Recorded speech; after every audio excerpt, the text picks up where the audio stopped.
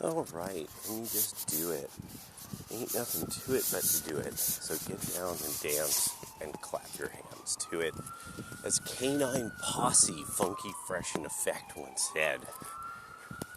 So, it was dank. Somebody left at the little pull-up section. Some fool's been bioneering, and literally he looks like the Bioneer. Like wears like those like heavier kind of warm-up pants, but like jacked, like homies, no shirt, like natural level prison jacked kind of looking dude, like looks hella Bioneer style. And so every few days, rocks show up there, big fucking rocks. And now, at some point, some lamppost apparently got taken down or something. So where is it? It's over by the pull-up section in the grass. And it's only probably about 40-some, maybe. Yeah, only 40-some pounds. But it's just the grip, gripping it. So it's great. Like, I get to take a little walk, and there's a deadlift station. Oh, boys will be boys. Good, How is it going, chuds? So, speaking of boys will be boys, I am just really wondering when lesbians will stop answering to college-educated, middle-class, white dudes, who are the sons of the people who support their activist movements. Because at some point you just have to build your own shit, and that's the thing, is like lesbians are very likely to. My experience has been actually that homosexual women are particularly good, but it depends on their group, are good at building organizations, but I don't think they really get the idea of a mutual benefit society. So they don't really get the idea of some kind of like insurance membership club, fundamentally an insurance pool. They don't get nobody, because of their hatred for quote unquote the patriarchy, they don't get how mutual benefit societies were ways that men could fundamentally keep their money out of the hands of officials and the government, manage it privately among a group they had very high trust with. And they trusted these people a lot because they were in some way, shape, or form associated with them in a way that was extremely friendly. So not only do you get things like just friendly societies, like you get mutual of Omaha, mutual insurance of Omaha or whatever, eventually. That you get these organizations that are no longer linked to a religious body or a Masonic body or something like that. So they're really no longer linked in any way to culture. They're an insurance company. Like people don't get that's not how it worked. And there's even to this day ethnic groups that have mutual benefit societies. They have family organizations that have a building, and have offices, for managing what people do to pool their money as fundamentally a clan. Even though these people aren't necessarily really connected anymore. Now this might be fading, but this was normal when I was growing up. The ones in the Italian society, they were starting to fade, but they still exist to this day. The ones in the Chinese society, they still exist, but they're fading. But mutual benefit societies. So that's something I'm like, okay, well, maybe this will evolve into that. Maybe I'll see this that people will rediscover something from the past that worked very well.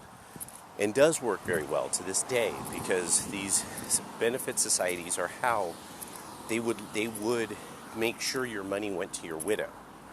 This is the reason why there's this desperate need to codify into law all this stuff about gay marriage. but nobody will do it is because really there's ways that you could handle all this without really involving courts. You deal with it through what are contract agreements within an organization that is legally, like, it's a legally recognized entity of some sort. And these exist. Like, you could look up the nonprofit number, like for a mutual benefit society. It's just people don't do it, and it really is because, like, that probably. I'm betting that if you fly too close to the sun, the Democratic Party, local Democratic Party, will have their tax people visit you and want to see your books or bother you about something because you have money they can't control. And so gay women, when going for the Democratic vote, you're basically constantly, I mean, it doesn't matter how you want to say it. It doesn't matter how much you might disagree with this. You are always voting for people that do believe there should be another community activist meeting about your vagina. I really don't get how you're not, you didn't see this before, but I think you all are seeing this more and more now. That some of you are having to to have to kind of calm your friends down from full spurgatronic spin up, which would really be hyper female brain.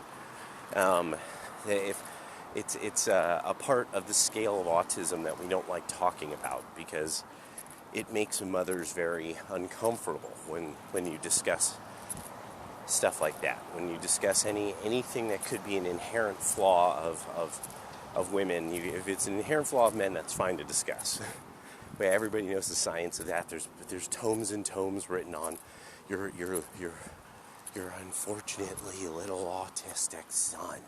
But we will not discuss the hyper female brain. So these sickly, constantly sick women, hypochondria, and their the hyperthyroidism. You see a lot of times with them.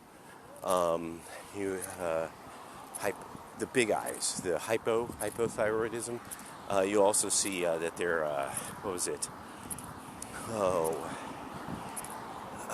histrionic. That's another thing that goes along with that kind of end of the scale.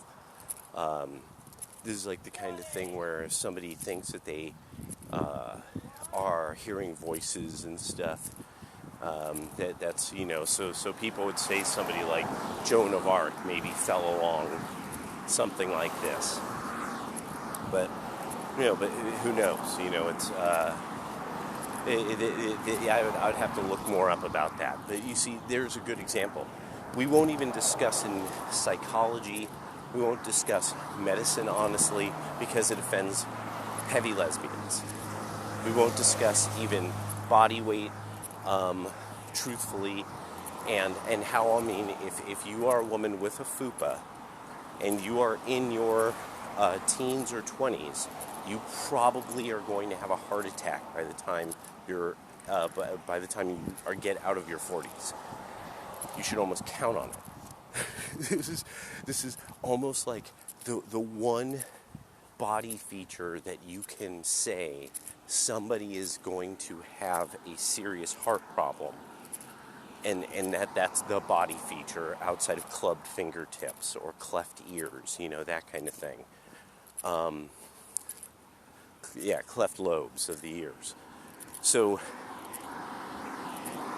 you need the middle class, you need this money from these white dudes who are liberals, because they're the ones who have to be funding you by the sheer numbers. And I'm from San Francisco, born and raised. I was in the fitness world. I got to meet a lot of people, see a lot of things. Didn't leave there until my late 20s. So for me, most of this is really kind of me reaching out sort of to my people in a way, but saying, okay, you got to get out of the water. It is obviously boiling, motherfuckers. What is wrong with you? Get out of the water.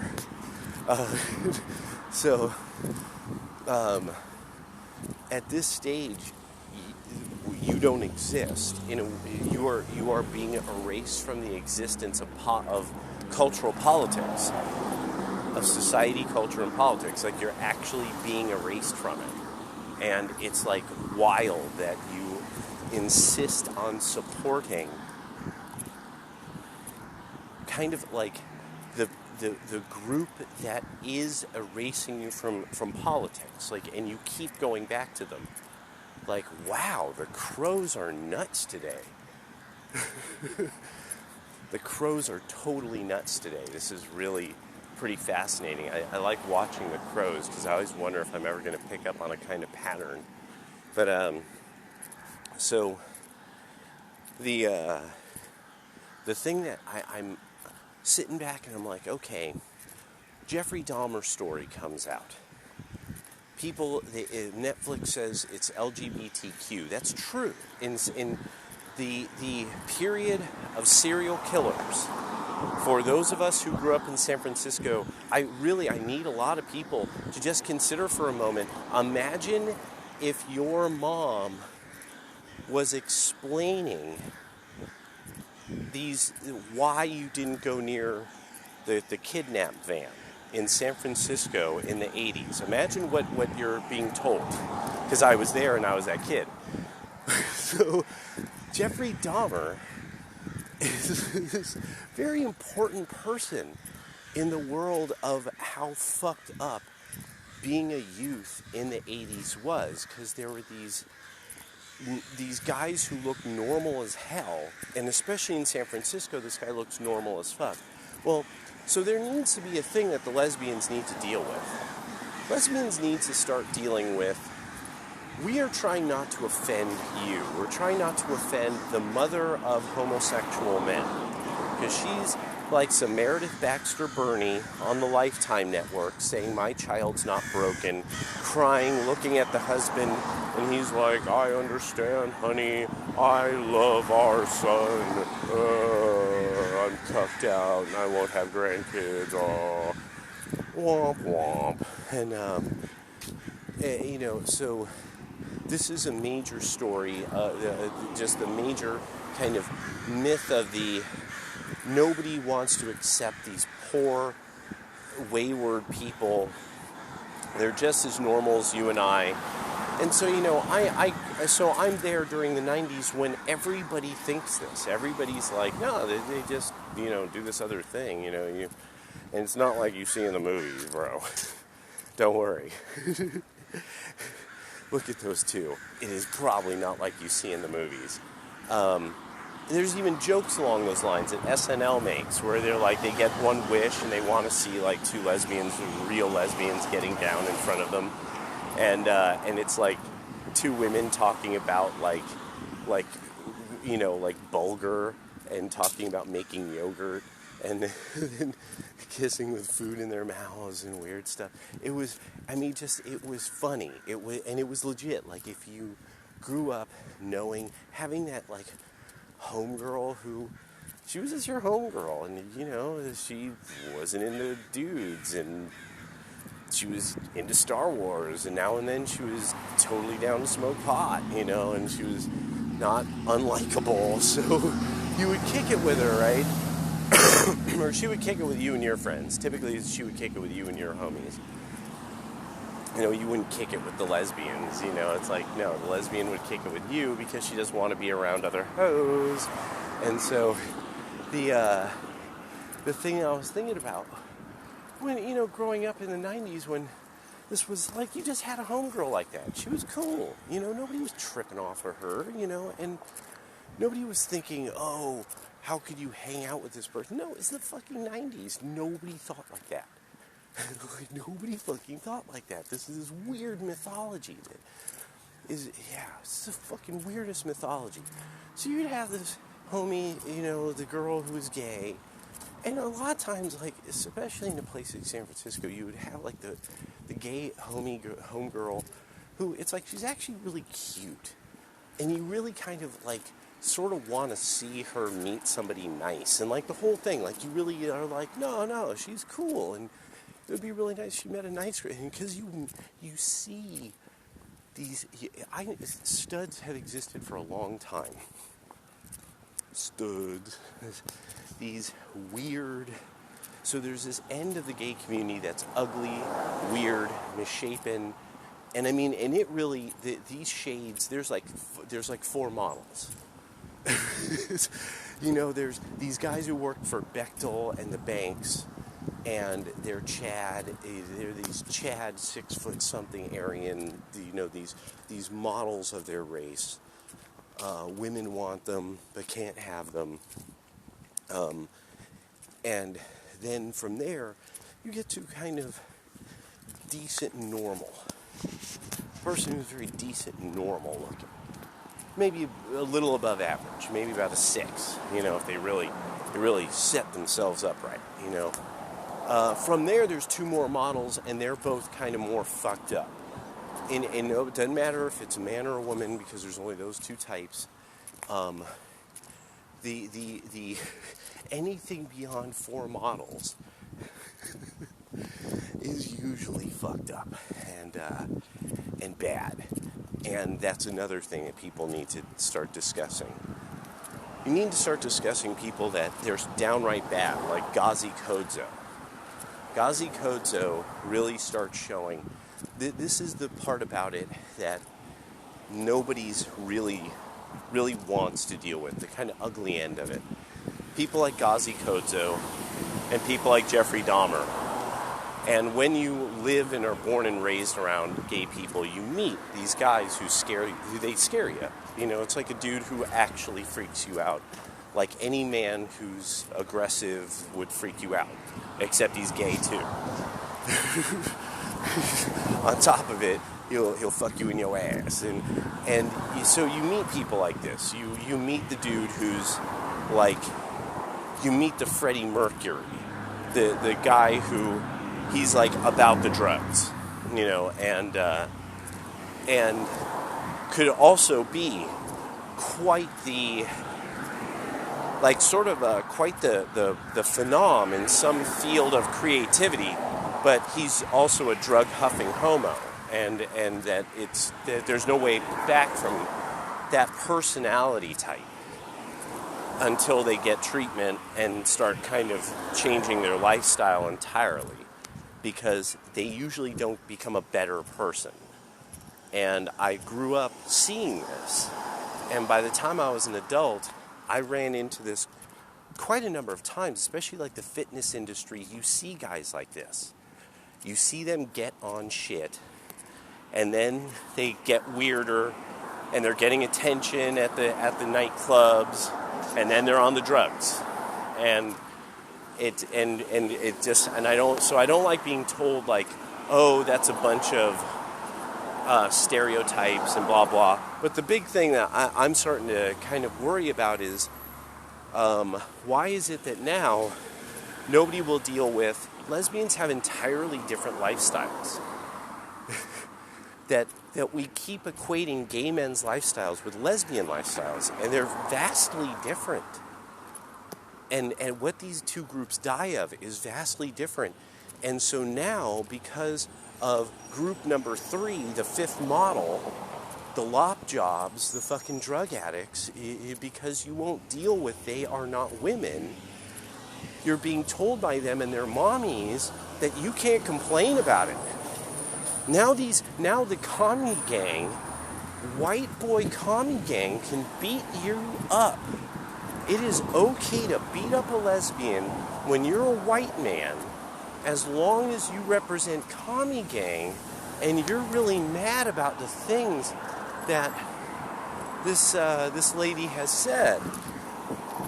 And I can't kind of believe you're at that stage of this isn't hypocrisy anymore.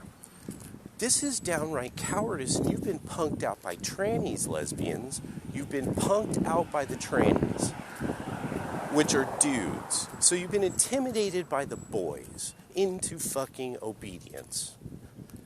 I'm from there. Fuck you if you got a problem with it. I was there before you were born. I've met more of your kind than you probably have, because I'm from there. And I know what I'm seeing. I was in the gym watching the boys push the girls out of the weight room, whether gay or not. And now it's happening again. And you need to fucking own up to it. You're scared of them. You're scared of them because they got more money. You're scared of them because they got more support. You're scared of their mommies because their mommies will come and save them. A lot of you got to deal with your family issues. Lesbians who need to deal with their family issues.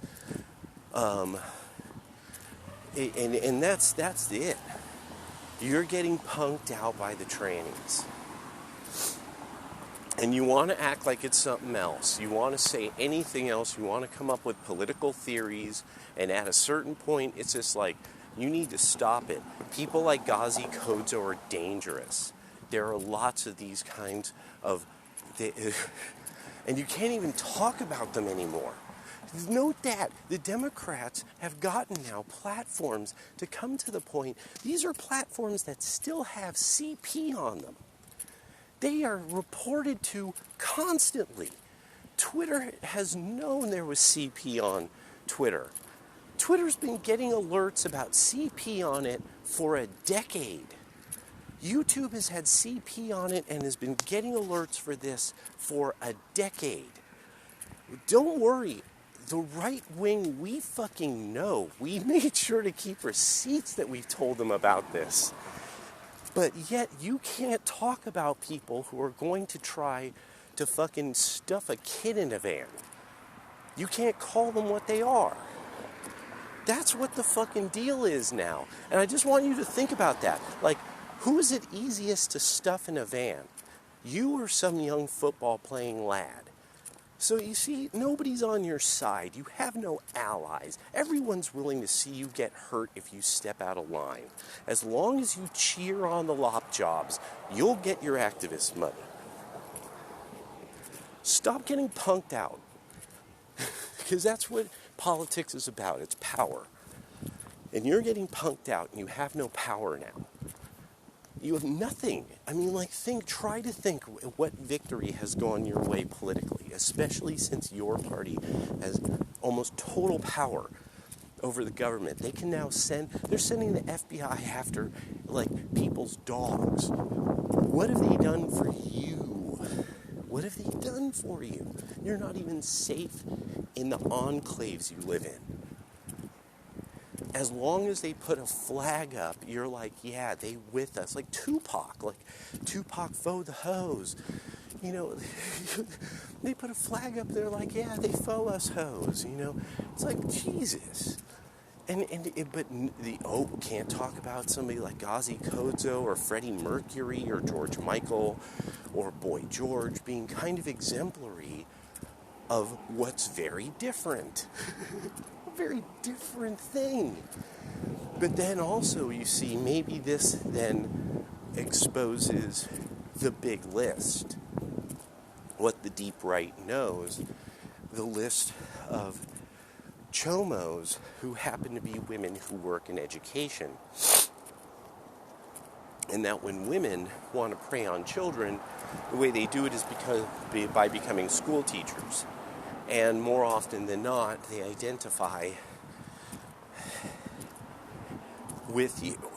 So this is really one of these things of the political world is dividing. Thinking that there is going to be some kind of mighty alliance from the left in some way, that people who have no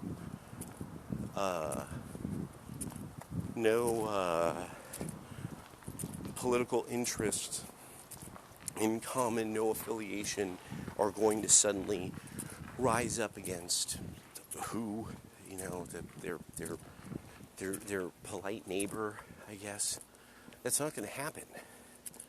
And really, this is also, I'm making this too, because I can't laugh at this. This is a political situation that I can laugh at you. So I'm telling you this. The devil is telling you, this is how you beat me.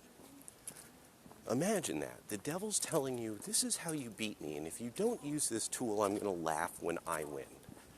And that's what this is for. So just word up, you know, get hep, get set, get fresh, get your mind right, and stop getting punked out.